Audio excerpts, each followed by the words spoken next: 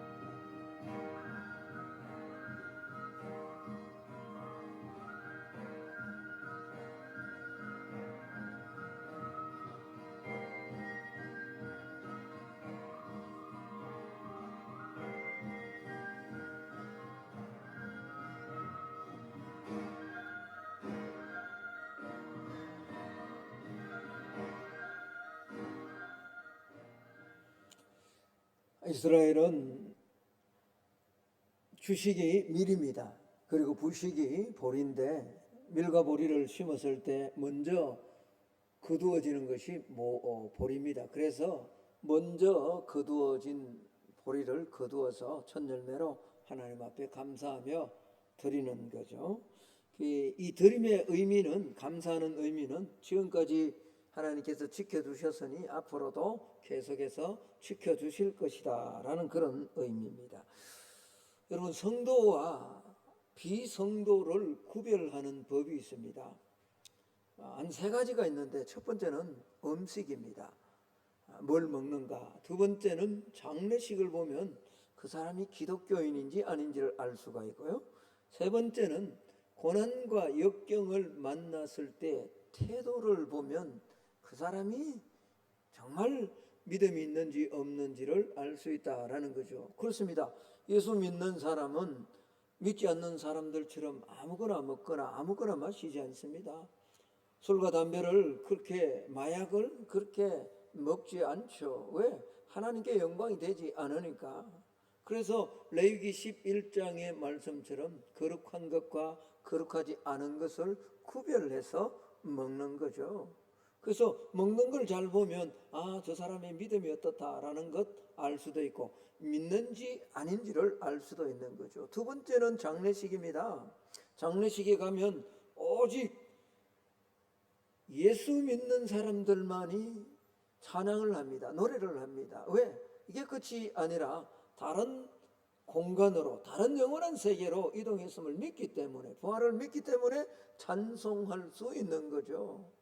그리고 세 번째 구별법은 바로 역경과 고난을 만났을 때 어떤 태도를 가지는가이죠. 대부분의 믿음 없는 사람들은 불평합니다.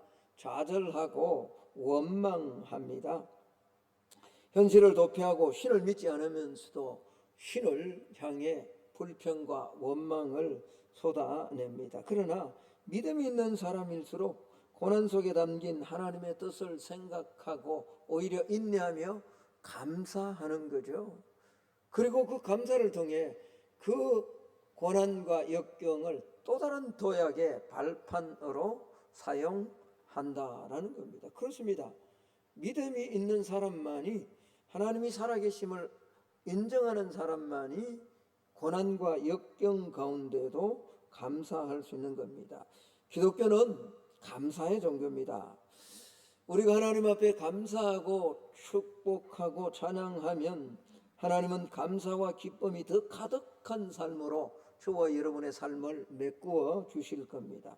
오늘 우리가 읽은 이 본 시편 147편은 시편 146편부터 150편까지 있는 소위 말하는 할렐루야의 시에 해당됩니다. 여러분 시편 146편부터 150편까지를 보면 시작도 할렐루야로 시작하고 마치는 것도 할렐루야로 마칩니다. 이거는 146편부터 150편까지 모두가 동일하게 그렇게 되어져 있습니다. 뿐만 아니라 이 146편부터 150편까지는 표제, 부제가 달려 있지 않습니다. 마찬가지로 오늘 이 147편도 부제가 표제가 붙어져 있지 않습니다. 다시 말하자면 이 시편이 누가 기록했고 언제 기록했는가를 알 수 없다라는 거죠. 그러나 분명한 것은 시인이 하나님께 감사하며 찬양해야 할 것을 삼중적으로 촉구하고 있다라는 겁니다. 오늘 읽은 시편 147편은 세 부분으로 나눌 수 있습니다. 1절에서 6절까지가 한 부분이고 7절에서 11절까지가 또 한 부분이고 12절부터 우리가 읽지는 않았습니다만 20절 마지막 그 구간이 또 다른 한 부분이 됩니다. 그런데 시인은 오늘 시작할 때 다시 말하면 1절과 6절과 11절, 12절에서 계속해서 요구를 합니다. 하나님 앞에 찬양하고 감사할 것을 촉구하고 있습니다. 성도는 하나님께 찬양하며 감사하는 일이 마땅하다라는 거죠. 그러하기에 기독교는 감사의 종교다라고 그렇게 말할 수 있는 겁니다. 자, 오늘 1절 우리 같이 한번 읽기를 원합니다. 시작. 할렐루야. 우리 하나님을 찬양하는 일이 선함이요 찬송하는 일이 아름답고, 찬송하는 일, 감사하는 일은 아름답고 뭐하다고요? 마땅하다, 당연하다. 그래서 기독교는 감사하는 종교다라는 거죠. 여러분, 하나님은 창조주이시고 저와 여러분은 피조물입니다. 하나님은 우주를 다스리고 섭리하시고 인도하십니다. 인간의 생사화복이 우리 하나님의 주권에 달려 있습니다. 그런데 이 창조주 하나님을 일하시게 할 수 있는 능력이 성도에게 있다라는 거죠. 그것은 다름이 아니라 바로 하나님을 감동케 하는 겁니다.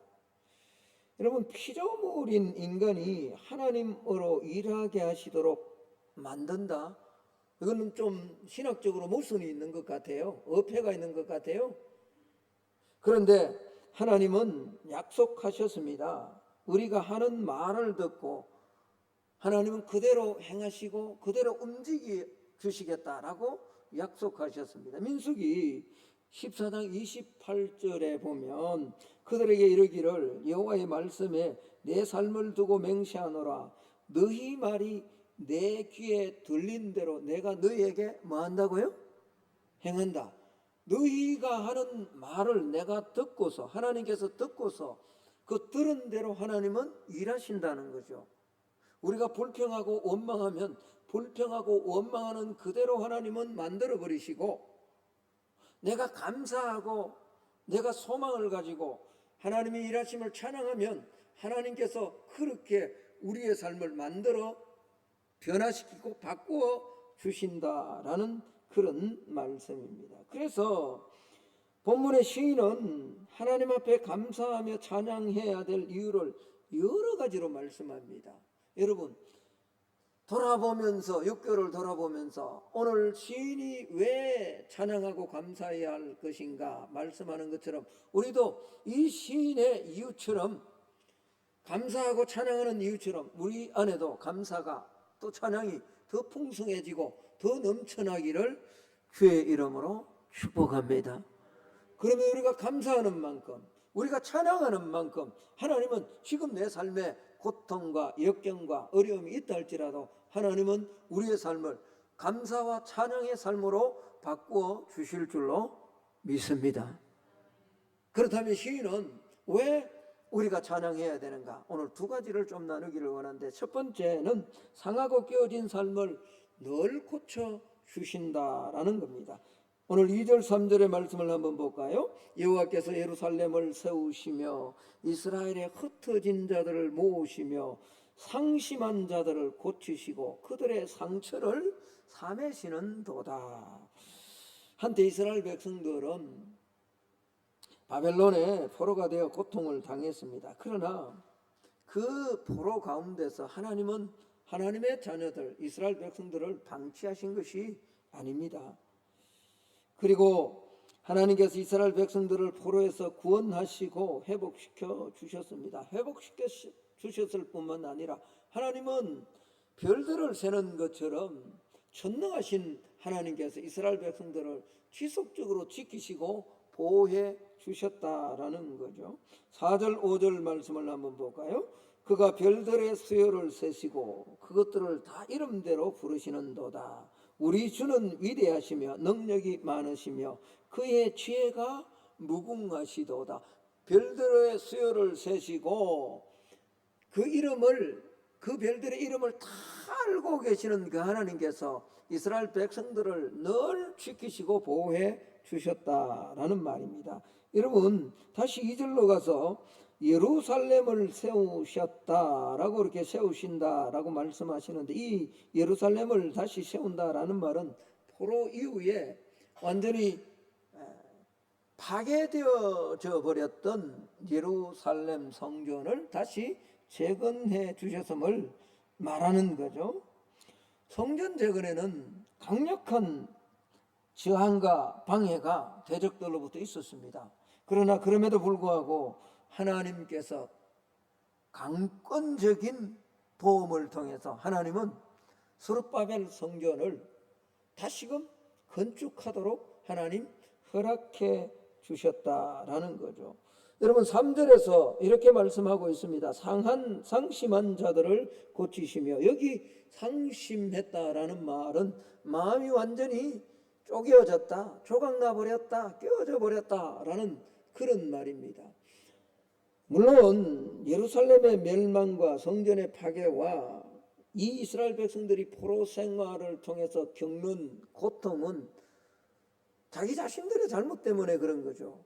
불순종 때문에 그런 겁니다. 어쩌면 하나님께서 그렇게 고통당하는 이스라엘 백성들을 그냥 방치해 두신다라고 해도 아무런 이스라엘 백성들은 할 말이 없는 당연한 결과였는지도 모릅니다. 그러나 하나님은 그들의 깨어진 심령, 고통 속에서 아파하는 그 아픔을 그냥 두시지 않고 다시금 세워주셨다라는 거죠. 불쌍히 여기시고 이들의 마음을 고쳐주신 것이다 라는 그런 말입니다. 여러분 여기 고쳐주신다 3절에 상심한 자들을 고치시며 할 때 이 고친다라는 말은 히브리어로 하로페라는 단어입니다. 이것은 조금 위로해주고 조금 격려해주는 그런 차원이 아닙니다. 완전히 회복시켜주는 겁니다. 자, 우리가 누군가를 고치고 누군가에게 도움을 줄 때는 그냥 뭐 격려해주고 위로해주는 차원이죠. 인간이 부모가 자녀들을 대할 때도 마찬가지입니다. 아무리 도와주고 케어해줘도 완벽하게 해줄 수 없습니다. 그러나 여기 하나님이 상심한 자들을 고치신다라고 할 때 이 하로페는 완전한 회복을 말하고 있다라는 겁니다. 자신들의 죄로 말미암아 넘어지고 깨어진 삶을 회복시키는 하나님의 역사는 오늘 예배드리는 저와 여러분 안에도 지금도 계속되고 있는 줄로 믿습니다. 우리도 얼마나 살다 보면 많이 넘어지고 많은 상처를 받느냐고요. 무너지는 경우가 얼마나 많냐고요.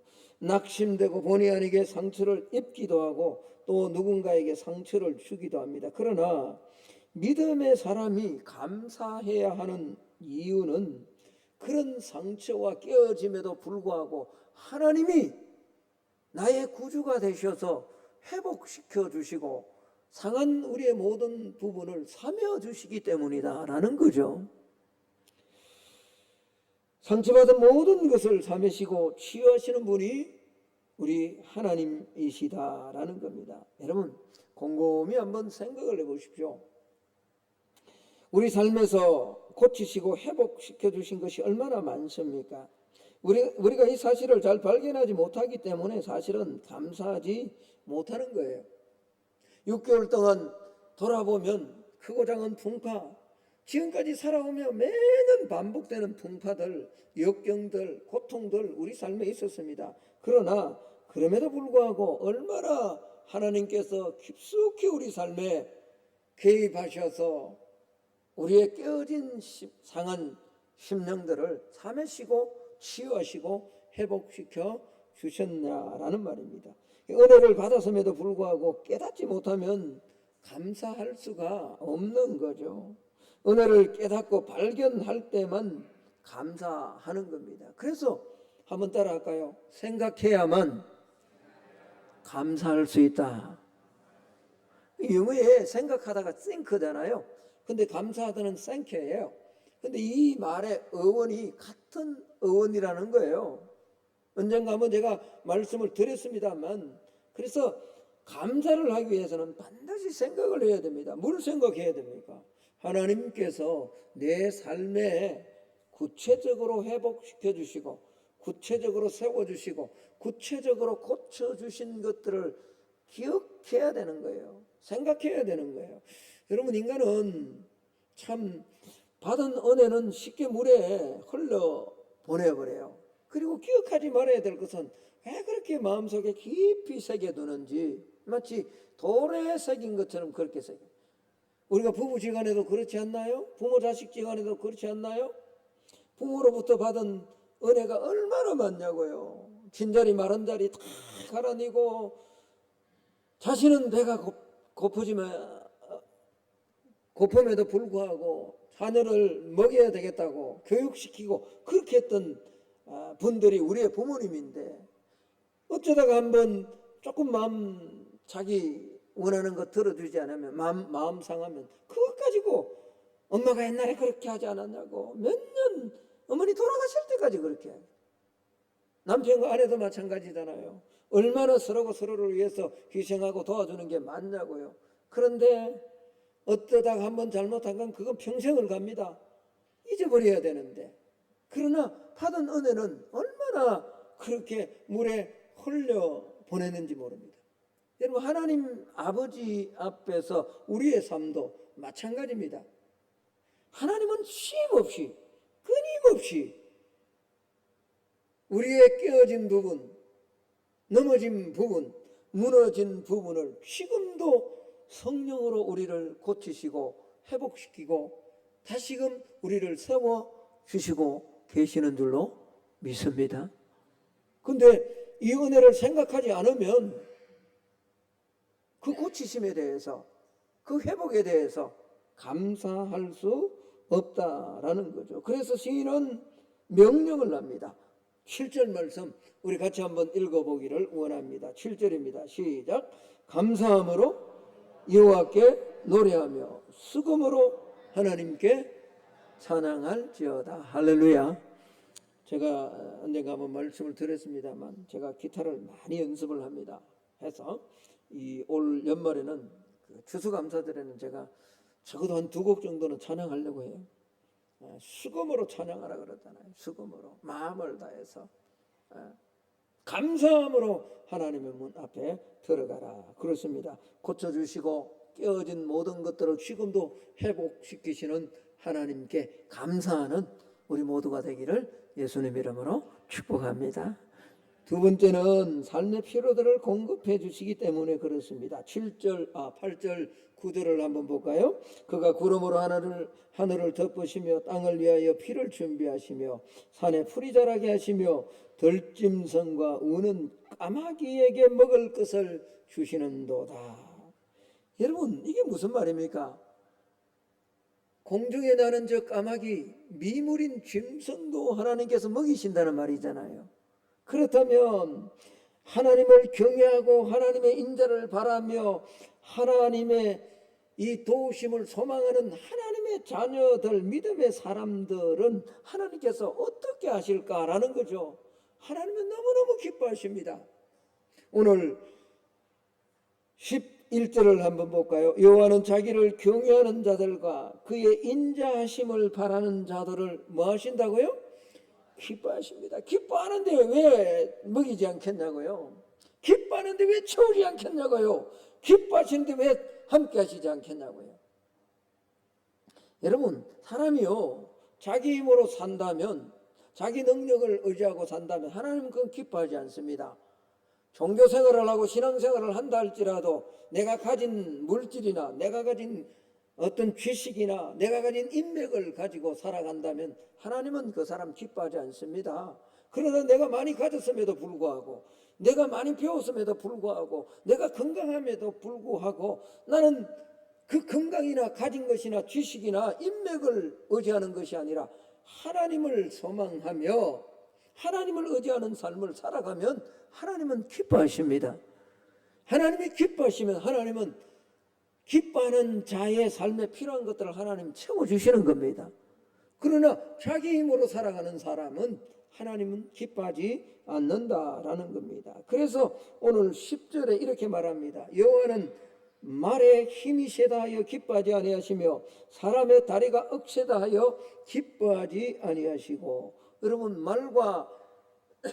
말의 힘과 자신의 다리, 이게 뭡니까? 자기 힘으로 살아가는 거죠. 그렇게 사는 사람은 하나님 도와주지 않습니다.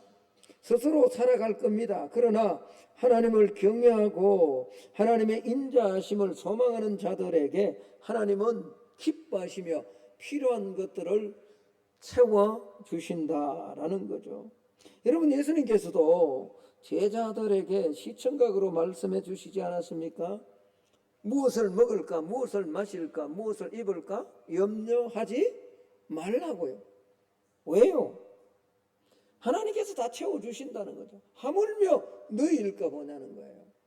마태복음 6장 26절에서 30절에 보면 공중의 새를 보라, 심지도 않고 거두지도 않고 창고에 모아들이지도 아니하되 너희 하늘 아버지께서 기르시나니 너희는 이것들보다 귀하지 아니하냐? 너희 중에 누가 염려함으로 그 키를 한 대라도 더 할 수 있겠느냐? 또 너희가 어찌 어복을 위하여 염려하느냐? 들의 백합화가 어떻게 자라는가 생각하여 보라. 수고도 아니하고 길쌈도 아니하느니라. 그러나 내가 너희에게 말하노니 솔로몬의 모든 영광으로도 입은 것이 이 꽃 하나만 같이 못하였느니라. 30절 말씀 우리 같이 한번 읽기를 원합니다. 30절입니다. 시작. 오늘 있다가 내일 아궁이에 던져지는 덜풀도 하나님이 이렇게 입히시거든 하물며 너희일까 보냐? 믿음이 작은 자들아. 하물며 뭐라고요? 네. 여러분, 들의 풀도 공중에 나는 새도 오늘 시편 기자가 말하는 것처럼 까마귀 새끼도 하나님께서 다 먹이시는데 하물며 너희일까 보냐? 그렇습니다. 지금까지 우리가 살아온 것, 내가 열심히 노력도 했지만 그게 다가 아닙니다. 하나님께서 먹이시고 하나님께서 입혀 주신 줄로 믿습니다. 제가 늘 설교 때마다 그렇게 말씀을 드립니다만 얼마나 가난하고 얼마나 힘든 우리가 시대를 지났냐고요. 근데 이렇게 잘 사는 건 우리 힘이 아닙니다. 하나님이 도와주셔서 가능한 거죠. 그래서 시인은 찬송하고 찬양하라라고 말씀합니다. 오늘 12절 한번 볼까요? 이렇게 시인은 말씀합니다. 예루살렘아 여호와를 찬송할지어다. 시온아 내 하나님을 뭐 할지어다? 감사하라는 거예요. 감사하라는 거.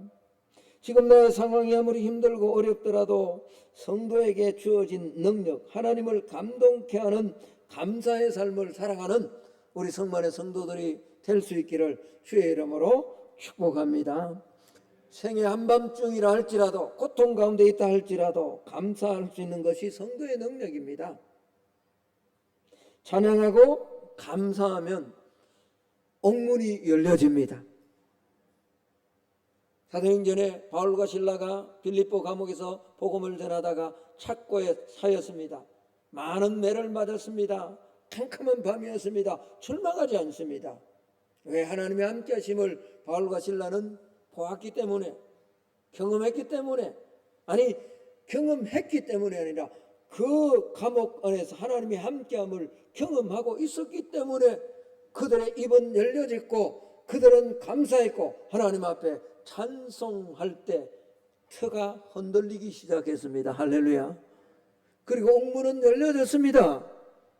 여러분, 우리가 감사하고 찬양할 때 하나님은 꼭꼭 닫혀진 갇혀진 우리의 환경의 문들도 하나님은 열어주실 줄로 믿습니다.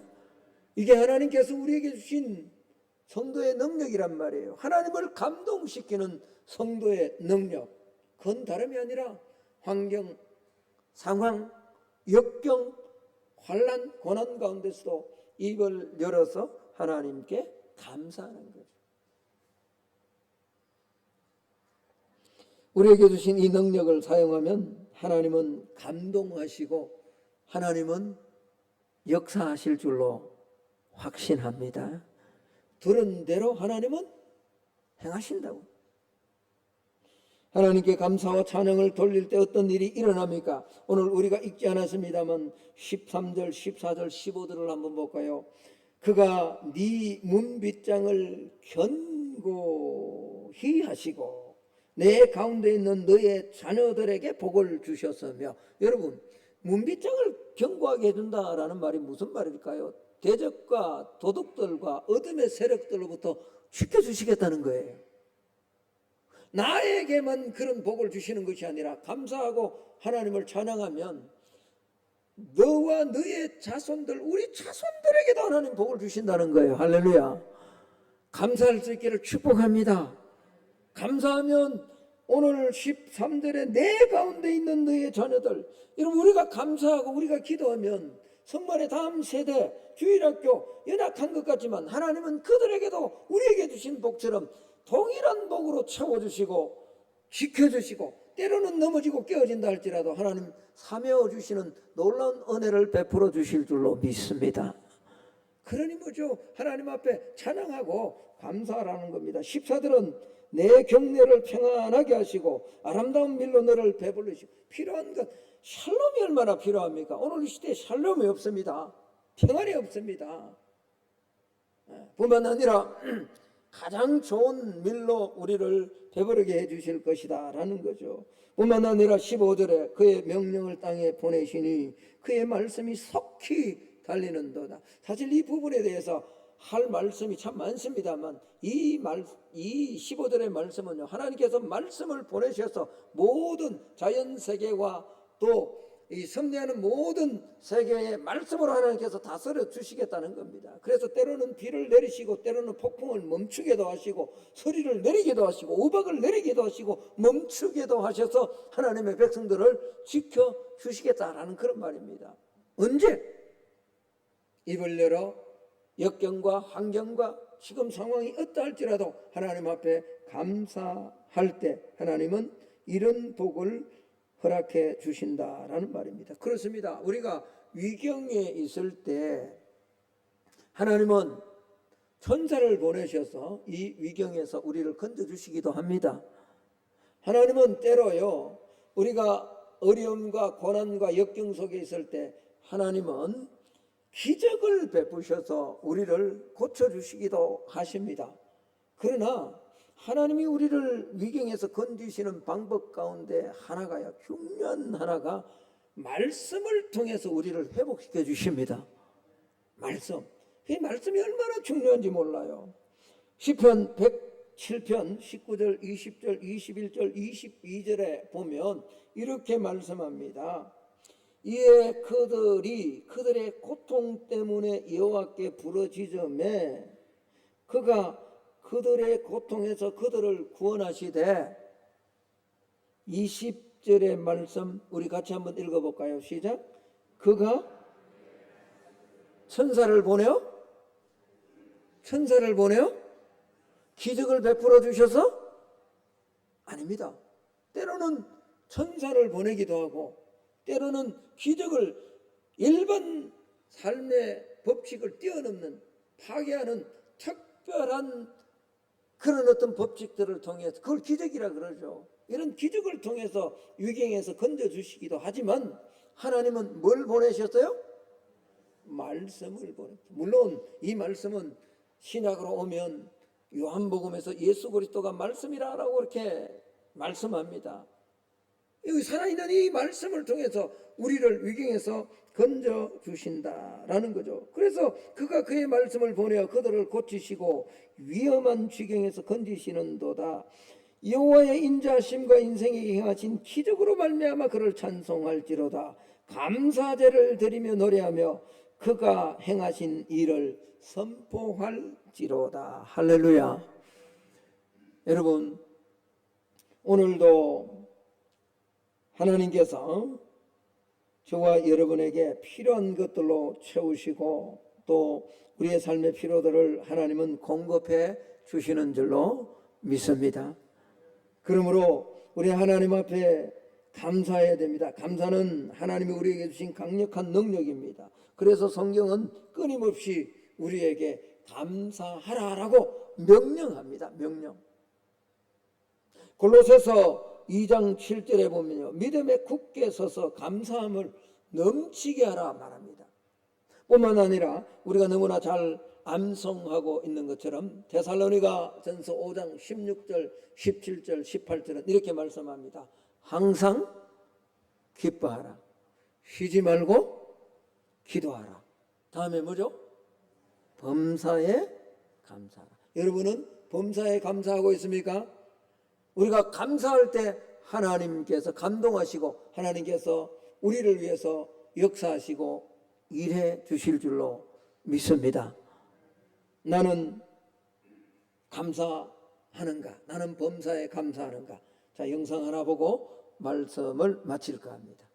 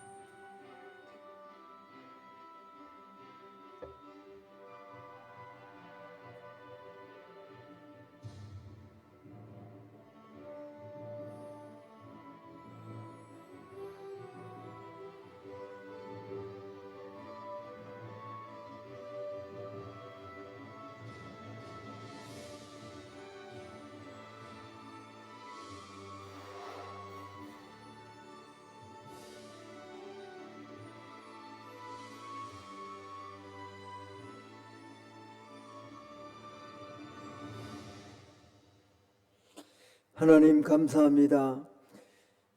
반년 동안도 주께서 지켜주심을 오늘 다시 한번 생각하며 하나님 앞에 감사합니다. 시시때때로 깨어진 우리의 삶을